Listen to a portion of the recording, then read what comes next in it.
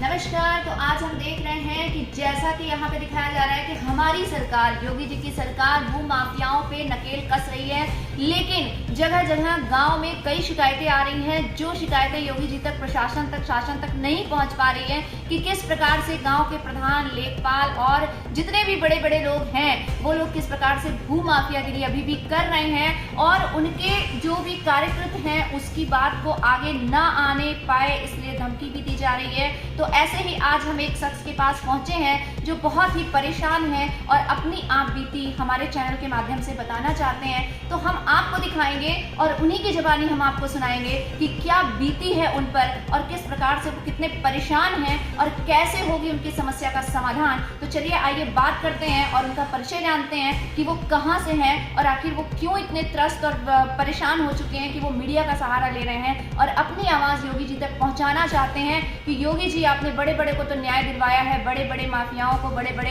जितने क्रिमिनल्स हैं उनको तो आपने धराशाही किया है, लेकिन जो गांव के प्रधान और गांव के लेखपाल जैसे लोग अपने गांव में ही जमीनों को हड़प रहे हैं, उनके लिए क्या शासन प्रशासन की व्यवस्था है, उनके लिए क्या सजा है और अगर उनके प्रति कोई आवाज उठाता है तो उसको सीधे जान से मारने की धमकी दी जाती है। तो चलिए हम उनसे बात करते हैं। सबसे पहले आप ये बताइए आपका क्या नाम है? हमारा नाम मल्लू। मल्लू, कहाँ से हैं आप? जिला भदोही, तहसील जानपुर, ग्राम इटहरा। क्या परेशानी है आपको? तो हमार जमीन हड़प ले हैं और जौन बाटे है। कौन हड़प लिया आपकी जमीन? कमला मिश्र। कमला मिश्रा कहाँ के हैं ये? गाँव के हैं इटहरा का। और क्या करते हैं ये? कमला मिश्र? हाँ, कौन है ये? लेखपाल हैं। ये लेखपाल हैं। हाँ, लेखपाल भी हैं। हाँ। लेखपाल रखते हुए पूरा 200 बीघा को जमीन हड़पते हैं और इधर दूसरे की जमीन हड़प के घर बनाए हैं और हमार तो जमीन लिया है और जौन बाटे है इधर हमार औरत भी अकेला आदमी कतौ नहीं जा ना ही जाएगा ना ही बुलाए रहन मरे बरे हम कहीं नहीं जाएगी। अब ये तो समस्या है हमारे न्याय दिवाए सरकार।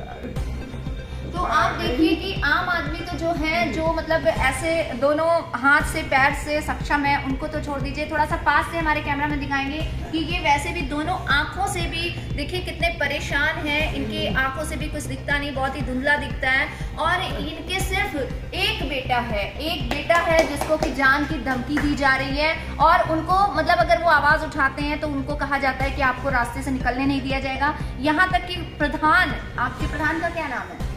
प्रधान जो आपका साथ दे रहे हैं? शैलेंद्र। हाँ, एक शैलेंद्र प्रधान है जो इनका साथ देने की कोशिश अगर कर रहे हैं तो उनको भी धमकी दी जा रही है और उनसे ये कहा जा रहा है कि आप मिल जाइए और हमारे साथ आ जाइए वरना आपके लिए भी अच्छा नहीं होगा। तो इस प्रकार की धमकियों के बाद ही लोग किसी की मदद करने के लिए आगे नहीं आते हैं और अपनी जान बचाने के लिए लाख कोशिश करने पर भी लोग किसी की समस्या में शामिल नहीं होना चाहते हैं। बहुत बड़ी बड़ी बातें कही जा रही हैं, हिंदू राष्ट्र एक हो, एक हो, एक हो, लेकिन जब तक आप आपस में ही एक दूसरे की सहूलियत, एक दूसरे की चीजों को छीना झपटी करते रहेंगे और गांव के लेखपाल जैसे और प्रधान जैसे लोग ही अपने ही गांव के लोगों की जमीन पर कब्जा करते रहेंगे, तब तक हिंदू कभी एक नहीं हो सकता, कभी कोई गांव एक नहीं हो सकता, कभी कोई क्षेत्र एक नहीं हो सकता। तो सबसे पहले तो शासन और प्रशासन को ये व्यवस्था करनी चाहिए कि कोई भी अगर किसी की भी जमीन पर जबरदस्ती कब्जा कर रहा है तो आपको उसका विशेष ध्यान देना चाहिए और उसके प्रति कानून को भी उसी प्रकार से खड़े होना चाहिए और अगर आपको पैसे दिए जा रहे हैं या घूस दी जा रही है तो आप उसको ना लें और उस गरीब की पूरी तरीके से मदद करें। तो आशा करते हैं कि आप इस वीडियो को ज़्यादा से ज़्यादा शेयर करें।